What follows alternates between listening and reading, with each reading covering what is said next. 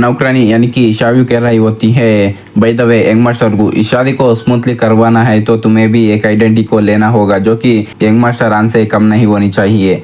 तुम जियान किंगडम से आए हो तो कैसा होगा तुम शावे सेट के यंग मास्टर की तरफ प्रेटेंड करे तो। गुचैन अपनी मन में सोचता है मुझे प्रेटेंड करना है शावे सेट के यंग मास्टर की तरह। वो कह रही होती है हालांकि शावे सेट कई सालों से डिक्लाइन आता हुआ आ रहा है। आफ्टर ऑल वो इनहेरिटेंस है एम्परर का। कुछ दिन पहले मैंने सुना शावे सेट राइज हो रही है। गुचैन उसे कहता है बस बस मैं जो तुम कहोगे वही सुनूंगा। फिर वो लोग की फैमिली में आ जाते हैं। किजियान गड्डी से उतर रही होती है। शावी उसे कहती है मिस दैन से। तभी कोई कहता है जियान। जियान भी उस तरफ देखती है। कोई कहता है तुम फाइनली वापस आ गई, मैं तुम्हारे लिए काफी देर से इंतजार कर रहा था। ये बंदा यंग मास्टर हानमो होता है। वो गुचैन को देखकर गुस्सा होने लगता है और जियान से कहता है कौन है ये। वो भी कहती है मेरे दोस्त से। वो भी कहने लगता है किस तरह का दोस्त है, एक ही गड्डी में बैठ के आते हैं। जियान कहती है क्या मुझे तुम्हें बताने की जरूरत है। तभी कोई कहता है जियान ऐसे बात मत करो, तुम अब बड़ी हो चुकी हो, फिर क्यों तुम हर दिन बाहर जाती रहती हो। ये बंदा की फैमिली का हेड की हान गुओ होता है। वो बोलने लगता है कोई तुम्हारा देखभाल करना पड़ेगा। जियान पीछे मुड़ के देखती है। वो बंदा हानमो टर की तरह अपनी जीप को चाट के हंस रहा होता है। फिर जियान कहने लगती है फादर आपने सही कहा। इतना बोलकर वो गुचैन को उसकी बाप की तरह लेकर जाती है और कहती है ये गुचैन है शावे सेट का यंग मास्टर। आपकी बेटी चाहती है फ्यूचर में यही उसका ख्याल रखे। मैं चाहती हूँ ये अकेला मेरा ध्यान रखे। क्या आप अग्री करते हो। जिसकी बात सुनकर जियान का बाप भी बोलने लगता है क्या कहा तुमने, ये शावे सेट के यंग मास्टर है। फिर वो गुचैन को ग्रीट करते हुए कहता है मुझे पता नहीं था कितने सेक्ट आ गए हैं वांगू प्रांत में, आप किस काम के लिए आए। जिसकी बात सुनकर गुचैन भी उससे कहने लगता है सेक्ट मास्टर और बाकी सभी लोग रेजिंग फायर कल्ट को डिस्ट्रॉय करने के बाद अपनी काम कर रहे हैं, मैं एक्सपीरियंस गई करने आया हूँ। जियान का बाप अपनी मन में सोचता है लगता है वो रूमर सही थे, शावे सेट ने रेजिंग फायर कल्ट को पूरी तरीके से डिस्ट्रॉय कर दिया है। हालांकि जियान किंगडम का लेवल वांगू प्रांत से जितना आई नहीं है, लेकिन ये बंदा काफी एक्स्ट्राऑर्डिनरी टैलेंट लग रहा है, इससे हल्के में नहीं ले सकते। हानमो बोलने लगता है अंकल की रुक जाइए, आपने पहले ही मेरे और जियान की शादी के लिए एग्री किए थे। जो सुनकर जियान का बाप भी बोलने लगता है मैं हमेशा जियान को प्यार किया हूँ, मुझे पहले ही पता होता कि वो किसी को लाइक करती है, मैं तुम्हारे साथ मैचअप नहीं करता। जो सुनकर वो कमीना भी हंसते हुए कहता है ऐसी बात है तो मैं अंकल की को मुसीबत में नहीं डालूंगा। हालांकि मैं अल्केमिस्ट हूँ लेकिन जियान को मैं नहीं जाने दूंगा, इसके साथ मैं मरते दम तक फाइट करूंगा एक वॉरियर की तरह। इतना बोलकर वो गुचैन की ओर तलवार रखता है। जो देखकर भी गुचैन चुप होता है। जियान गुचैन के सामने आकर खड़ी हो जाती है और हानमो से कहने लगती है हानमो हालांकि तुम एक अल्केमिस्ट हो लेकिन तुम्हारी cultivation late stage of white realm में पहुंच गई है। क्या ये अच्छा है एक हेवनली रिलम वाले बंदे को फाइट के लिए चैलेंज करना। फिर गुचैन कहने लगता है 5 दिन बाद की फैमिली वेडिंग को प्रिपेयर करेगी, हम में से कौन जीता है वो जियान को शादी कर सकता है। वो कमीना भी कहता है डील रही और अपनी मन में सोचता है बच्चे तुम्हें मरने की इतनी जल्दी है तो मैं तुम्हारी ख्वाहिश को पूरा करूंगा। फिर हमें रात का सीन दिखाया जाता है। जियान कह रही होती है यंग मास्टर को मुझे माफ कीजिए, मैंने नहीं सोचा था ये इस तरह की से हो जाएगा। लाइफ एंड डेथ की फाइट बहुत खतरनाक है, आप जल्दी यहाँ से चले जाइए, दूसरी चीजों को मैं खुद ही सोच लूंगा क्या करना है।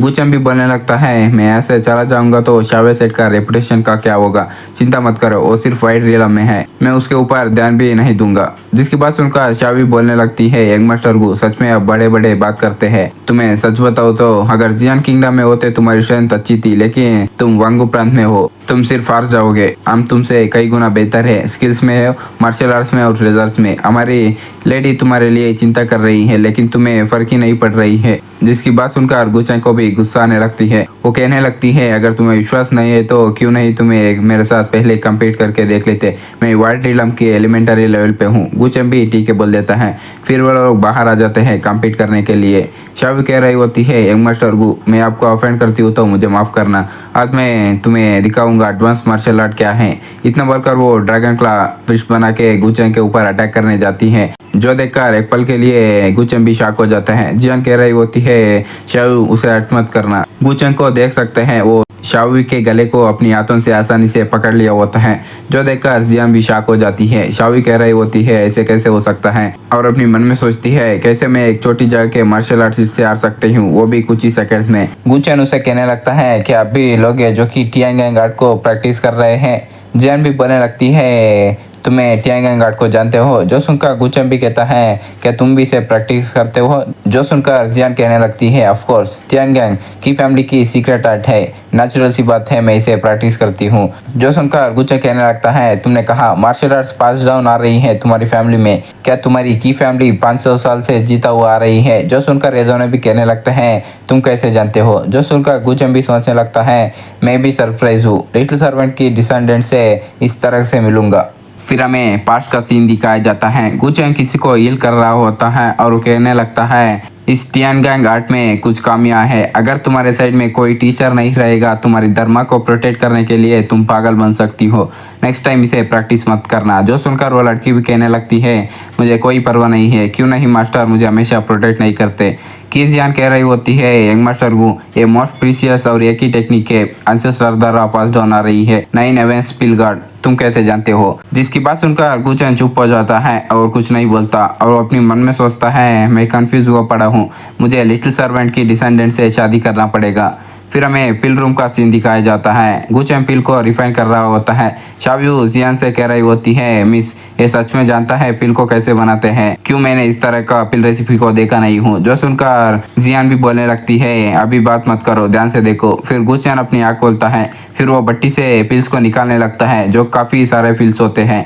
जो देखकर ये दोनों भी शॉक हो जाते हैं और कहने लगता है 4 पैटर्न स्पीड पिल इतने सारे एक ही साथ में कैसे रिफाइन कर सकता है। फिर जियान अपनी घुटने पे आके बोलने लगती है जूनियर की जियान, अगर सीनियर को ऑफेंड किया है तो मुझे माफ कर दीजिए। जो देखकर शाव्यू भी हैरान रहती है। जियान अपनी मन में सोचती है एक बार की फैमिली के एंसेस्टर ने 4 पैटर्न वाली पिल को रिफाइन किया था, तब उन्हें वांगू प्रांत में ही one of the top alchemist recognise किया था, लेकिन यंग मास्टर गु ने 100 से ज्यादा 4 पैटर्न वाली स्पीड पिल को रिफाइन कर सकता है एक ही टाइम पे। फिर गुचेन उन्हें 2 पिल देने लगता है, पहले इतने खाओ। जो सुनकर वो दोनों भी ओके बोल के खाने लगते हैं। फिर गुचेन उनको अपनी एनर्जी से हील करने लगता है जिसकी वजह से उन दोनों के बॉडी में हीट होने लगती है। शाव्यू कहती है मिस मेरी बॉडी हॉट फील कर रही है। जो सुनकर जियान बोलने लगती है थोड़ी देर इंतजार करो, यंग मास्टर को हमें प्रोटेक्ट कर रहा है।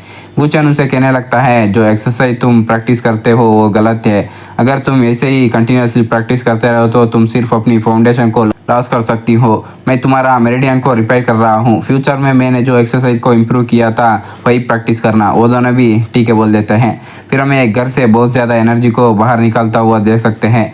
जियान कह रही होती है मैंने late stage of white realm में ब्रेक थ्रू किया हूँ। शाव्यू भी बोलने लगती है मिस मैं भी ब्रेक थ्रू किया हूँ।